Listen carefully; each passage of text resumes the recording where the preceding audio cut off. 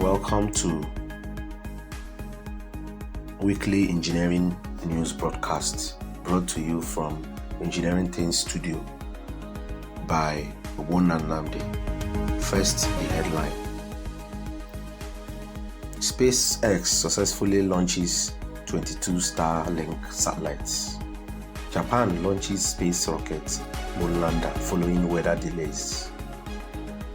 India successfully launches first solar observatory mission. Scientists discover underground mountain on Earth's core 5 times taller than Mount Everest. PowerPoint co-creator Dennis Austin is dead at 76.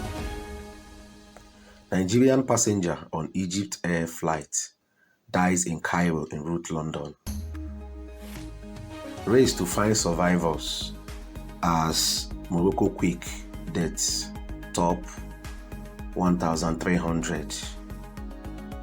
Now, the news in detail. SpaceX successfully launches 22 Starlink satellites. SpaceX has successfully launched a group of 22 Starlink satellites from Florida's Cape Canaveral Space Force Station. The satellites were launched from the station's complex 40 at 11:12 p.m. EDT on Friday. The first stage booster separated from the rest of the spacecraft and landed on the drone ship, a short fall of gravitas in the Atlantic Ocean, 8 minutes and 25 seconds after launch.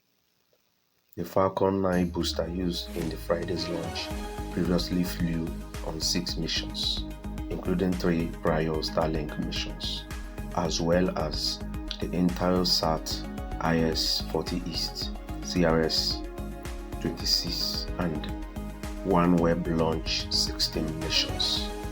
Friday's launch brings the number of SpaceX missions in 2023 up to 63, most of which have been Starlink missions. Japan launches space rocket mission. Japan launches space rocket moon lander following weather delays. The Japan Aerospace Exploration Agency successfully launched a rocket Wednesday with a high-powered X-ray telescope and moon lander on board. After the launch was scrabbled late last month due to high winds, the H-2A rocket lifted off on time at 7:42 p.m. EST or 8:42 a.m. local time from the Tanegashima Space Center in Japan and deployed the space telescope on schedule. We have a lift-off, the narrator at JAXA announced as the X-ray imaging and spectroscopy mission launched over the Pacific. India successfully launches first solar observatory mission. India successfully launched its first solar observatory satellite into low Earth orbit on Saturday. The nation's space agency announced the Aditya L1 spacecraft was launched from India's Satish Dhawan Space Center on a polar satellite launch vehicle. The Indian Space Research Organization confirmed the launch of the Aditya L1 by PSLV C557 is accomplished successfully, the ISRO posted on X Saturday. The vehicle has placed the satellite precisely into the intended orbit. India's first solar observatory has begun its journey to the destination of Sun-Earth L1 point. Congratulations, the Aditya L1 spacecraft is injected in an elliptical orbit very precisely in a very unique mission mode. with the upper stage of the PSLC taking 2 bonds from primary satellite for the first time, added ISRO chairman Surendra.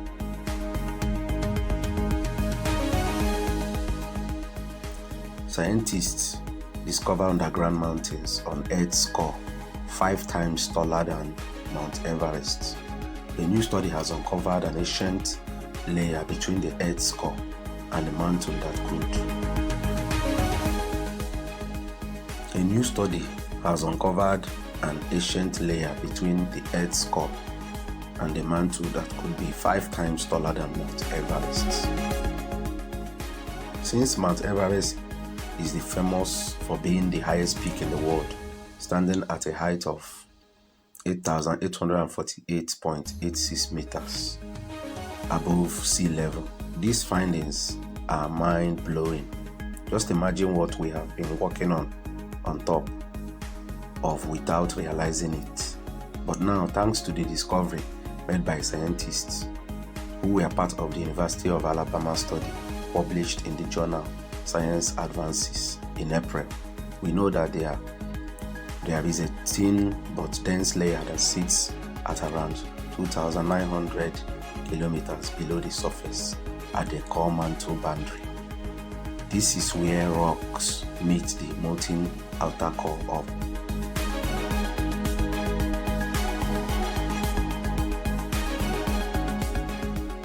PowerPoint co-creator Dennis Austin is dead at 76. Dennis Austin, who co-created PowerPoint, passed away at his home in Los Altos, California on September 1st, reports the Washington Post. His son Michael Austin said he had lung cancer that has metastasized to his brain, according to the Post. He was 76 years old. Austin studied engineering at several universities, including MIT and UC Santa Barbara, before going to work as a software developer, eventually joining the software company Fortnite and co-developing PowerPoint. The company released the software in 1987 and Microsoft bought the company just a few months later. Austin served as PowerPoint primary developer from 1985 to 1996 when he retired.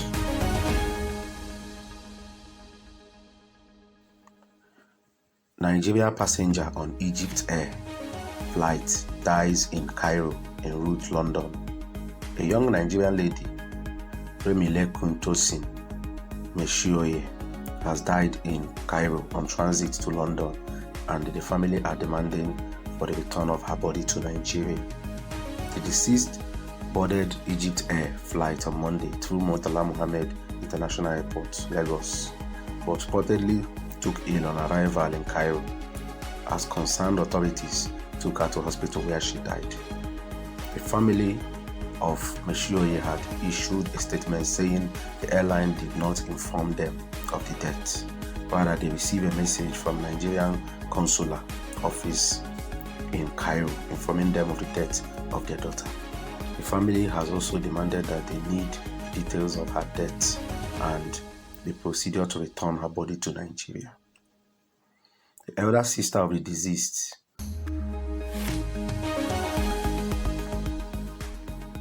race to find survivors as Morocco quake tops 1,300. A huge earthquake which hit Morocco overnight killed more than 1,300 people and injured at least 1,800, many of them critically. The Interior Ministry said on Saturday. A total of 1,305 people have been confirmed dead, while 1,832 people were injured, of whom 1,220 are in critical condition. A ministry statement said 3 days of national mourning were declared in an announcement from the Royal Palace.